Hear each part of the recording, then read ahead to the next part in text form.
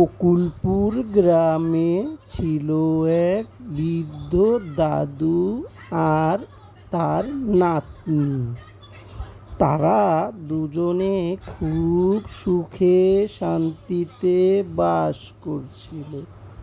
হঠাৎ তার নাতনি বলে উঠল, দাদু, দাদু, আজকে যা সব রান্না হয়েছে, পাশের বাড়ির রত্না ভাবি খপর খপ সব খেয়ে ফেলেছে। তোমার জন্য আমার জন্য কিছুই রাখে নেই। বলো, এখন আমরা কি খাবো? স্বপ্না ভাবিকে এত করে বললাম যে অল্প করে খাও, অল্প করে খাও।